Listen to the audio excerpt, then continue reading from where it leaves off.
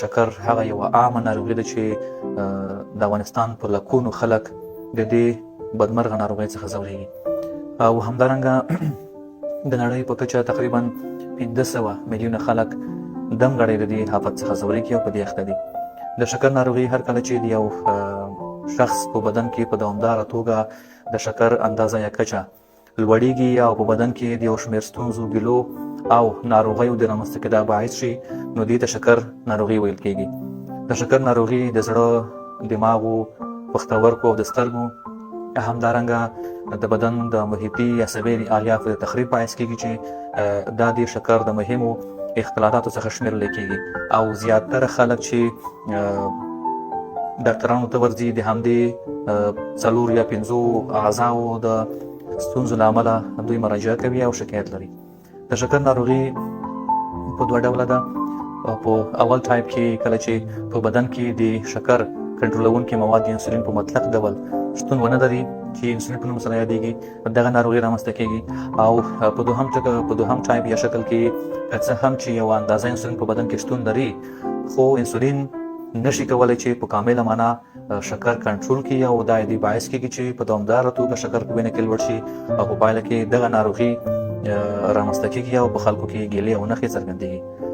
د شکر د اول ټایپ عوامل دا دي چې دغه شکر په ماشومتوب کې څرګندېږي او علت دا وي چې د بدن انټي باډي یا دفاعي سیستم د انسولین د شکر د کنټرول په مرکز چې پنکراس نومیږي حمله کوي او د هغې په داخل کې د انسولین د شکر د کنټرولونکي هورمون حجرات تخریبوي. د دوهم ټایپ عوامل دا دي چې کله چې یو چا وزن زیات وي او یا هغه څوک چې زیات خواږه شیان خوري یا غوښې غوړ زیات استعمالوي او فزیکي کار دوی په کم اندازه اجرا کوي یا سرته رسوي، همدارنګه هغه څوک چې ځای پر ځای ناست وي یا هم هغه څوک چې سګرټ څښي یا هم هغه څوک چې د خپل وزن په کنټرول کې پاتې راغلی وي، وزن زیات وي او یا هم هغه څوک چې د شکر کورنۍ تاریخچه ولري نو په دوی کې د شکر دغه دوهم ټایپ رامنځته کېږي چې دغه معمولا په 40 کلنۍ کې یا د دې عمر څخه وروسته راڅرګندېږي. کله چې په چا کې شکر رامنځته شو دغسې ناروغان په لومړیو کې 3 عمده ګیلې لري. یو دا چې ادرار زیاتېږي یا په اصطلاح د تشو میتاز څخه دوی زیات شکایت کوي، هغې زیاتېږي، دوی زیاتې اوبه څښي، تږي کېږي، خولې وچېږي او بل دا چې دوی زیات وږي کېږي، د لوږې احساس کوي. زیاتره ناروغان د همدې ګیلو له امله ډاکټر ته ځي او کله چې معاینه کېږي نو د دوی شکر لوړ یا هم د شکر ناروغي لري. ځینې ناروغان د دوامداره سوزاک له امله ډاکټر ته ځي او یا هم د سترګو د دید یا نظر د کمښت له وجې د سترګو متخصص ته ځي او یا هم د پښو لاسونو د دردونو له امله د اعصابو ډاکټر ته ځي او یا هم د زړه د ستونزې له امله د زړه متخصص ته ځي. خو دغه په ټوله کې دغه نښې د دوامداره شکر جګېدو له امله هم رامنځته کېږي. کله چې شکر معاینه کېږي په دې خلکو کې چې دوامداره سوزاک لري، د مثانې د ګردو خانتنات میکروبونه لري، د سترګو د نظر د کمښت څخه دوی شکایت کوي یا هم زړه ستړی کېږي یا هم د زړه مشکل پیدا کوي او یا هم د لاسو او د پښو د سوخت او سوزش څخه دوی شکایت لري. زیاتره عامل د وینې لوړ شکر تشکیلوي. کله چې شکر په یو چا کې رامنځته شو او هغوی مراجعه کوي ډاکټر ته نو په دې وخت کې یو شمېر معاینات اجرا کېږي چې هغه په نهار او یا هم د ډوډۍ څخه وروسته په 2 شکرونو شکر معاینه کېږي. کله چې شکر لوړ وو نو بیا د ډاکټر لخوا ناروغ ته پرهیز د هغې تر څنګ یو شمېر دوا توصیه کېږي او ناروغ هغه دوامداره استعمالوي. بل یو ټیسټ یا معاینه شتون لري چې 3 میاشتې وړاندې موږ ته د شکر شتون وګوته کوي. هغه هم دوی ته اجرا کېدلی شي او دا ښیي چې د ناروغ شکر 3 میاشتې وړاندې د دې کچه لوړه شوې ده. کله چې شکر په ناروغ کې تشخیص شو نو بیا د هغې په درملنه باندې لاس پورې کېږي. په ټوله کې د شکر درملنه په 2 ډوله ده.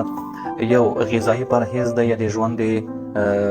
د طریقې بدلون دی چې ناروغ سپورت باید اجرا کړي، فزیکي کار زیات وکړي، د غوښو د غوړو او د خوږو شیانو خوراک کم کړي، دوی باید خپل وزن کنټرول کړي، دوی باید سګرټ پرېږدي او دغسې کسان باید خپل رواني فشارونه هم کنټرول کړي. دې تر څنګ کله چې په پرهیز باندې شکر کنټرول نشو، بیا په دوهم قدم کې د شکر ضد دوا پیل کیږي چې دغه دوا په دوه ډوله ده. په لومړیو کې چې شکر خفیف وي، دومره زیات نه وي، شدید نه وي او ډېره موده شوي نه وي، نو په دې وخت کې د خولې لارې فهمي درمل پیل کیږي چې په دې سره ناروغ دغه دوا دوامداره کاروي چې په ترڅ کې شکر کنټرول کیږي. که چېرته بیا څه و چې د یو چا شکر دوامداره زیاتېدو یا کنټرول نشو، نو په دې وخت کې بیا د شکر د کنټرول ضد زرقي درمل چې د شکر د کنټرول هورمون په نوم سره هم یادېږي، هغه انسولین دی چې بیا په زرقي ډول د پوستکي لاندې هغه کارول کیږي او د شکر د کنټرول باعث کیږي. یوه مهمه خبره چې د شکر ناروغانو ته زما لخوا وړاندې کیږي هغه دا ده چې زیاتره ناروغان په خپل سر دوا پرېږدي او یا هم مختلفې دواګانې بدلوي چې دې په ترڅ کې د دوی شکر د کنټرول نه ووځي او خدای مکړه د زړه، د دماغو، د عصبي الیافو، د پښتورګو او د سترګو د خرابېدا باعث کیږي. نو لازمه ده چې هر یو ناروغ، هر ډاکټر ته چې د شکر په اړه معلومات ولري او د هغې تشخیص او درملنه وکولی شي، لازم دي چې ناروغ ته منظمه لارښوونه اجرا کړي ترڅو د هغې په پایله کې ناروغ خپل پرهیز او خپل درملنه په ښه شکل تطبیق کړي ترڅو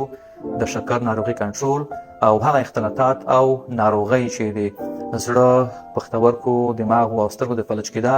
د خرابېدا باعث کېږي د هغې څخه ناروغ ساتل شوی وي.